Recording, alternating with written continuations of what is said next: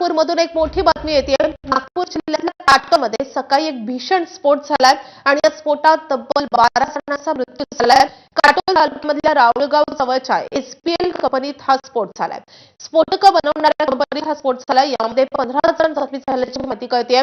या सगळ्या जखमींवर जवळच्या रुग्णालयात उपचार सुरू आहेत। स्फोटानंतर या परिसरात आगही लागली होती। अजूनही बचाव कार्य सुरू असल्याची माहिती कळतेय।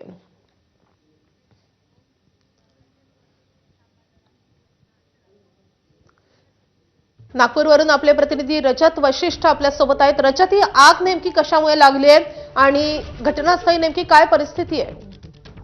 माझी ही जी कंपनी आहे या ठिकाणी अनेक प्रकारचे स्फोटक जे आहेत ते बनवले जातात आणि स्फोटक बनवण्याच्या प्रक्रियेमध्येच या ठिकाणी स्फोट झाला आणि त्याच्यानंतर मोठ्या प्रमाणावर आग लागली। त्यापर्यंत जे काही पोलीस अधिकाऱ्यांकडून माहिती पडलेलं आहे, जवळपास 12 जणांचा मृत्यू या घटनेमध्ये झाल्याची माहिती मिळालेली आहे। तर 12 ते 13 आणखी जे कामगार आहेत ते जखमी आहे।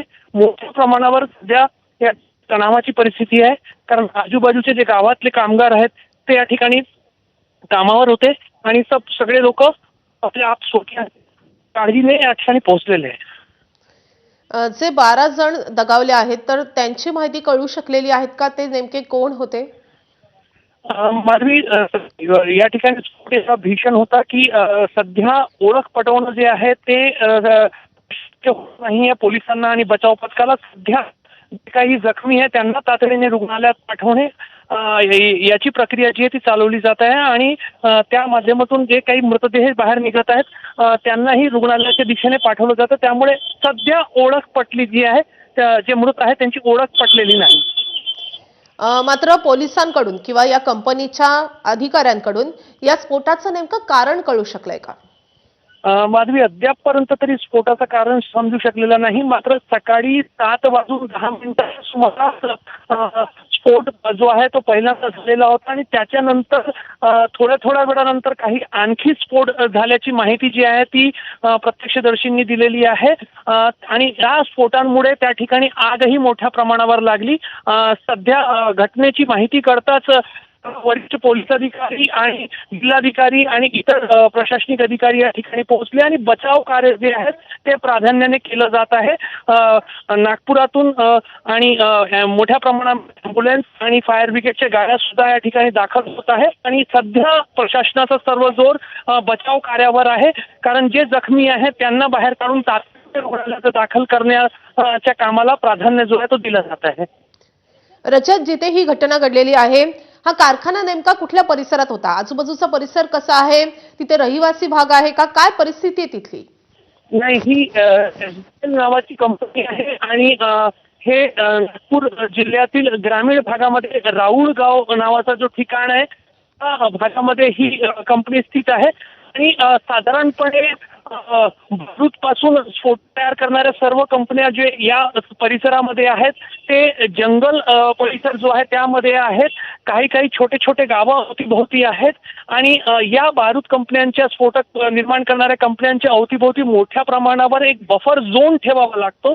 त्यामुळे मुख्य रस्त्यापासूनही 3 ते 4 किलोमीटर ही कंपनी आणि त्याचा जो प्लांट आहे तो स्थित आहे।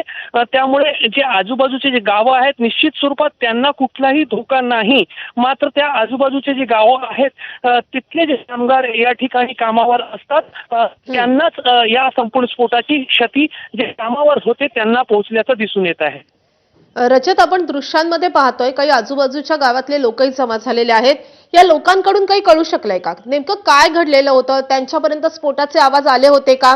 त्यांच्याकडून काही कळू शकलंय? अगदी जे जवळचे जे गाव आहे तिथे लोकांना स्फोटाचे आवाज आलेत, मात्र फार लांब अंतरापर्यंत आवाज पोहोचले की नाही ही स्पष्टता अजून नाही। मात्र लोकांमध्ये एक मोठा रोष आहे, कारण दरवर्षी या संपूर्ण बाजारगाव आणि जवळपासच्या परिसरातील जे काही ह्या स्फोटक तयार करणाऱ्या खाजगी कंपन्या आहेत यामध्ये अशा दुर्घटना होत असतात आणि त्यामध्ये स्थानिकांची एक मोठी हानी जी आहे ती होत असते। रोजगाराच्या अनुषंगाने आजूबाजूच्या गावातील जे लोक आहेत त्यांना दुसरा कुठला मार्ग नाही, त्यामुळे हे स्फोटक तयार करणाऱ्या कंपन्यांमध्ये ते कामं करतात. मात्र जे त्यांना एक प्रशिक्षण जो दिला पाहिजे, कारण स्फोटक हाताळण्यासाठी एक जो कौशल्य लागतं त्या पद्धतीचं प्रशिक्षण खरोखर या ठिकाणी दिला जातो का, हा एक प्रश्नच आहे. कारण दरवर्षी अनेक स्फोट जे आहेत काही काही कालावधीनंतर होत असतात आणि त्यामध्ये स्थानिकांची हानी निश्चित स्वरूपात होत असते. रजत, तुम्ही सोबतच राहा. नागपूर ग्रामीणचे पोलीस अधीक्षक हर्ष पोद्दार सर सध्या आपल्या सोबत आहेत. नेमकं काय कळालेलं आहे सर या स्फोटासंदर्भात? स्फोटाचं कारण कळू शकले आहे का आणि या घटनास्थळी सध्या काय परिस्थिती आहे?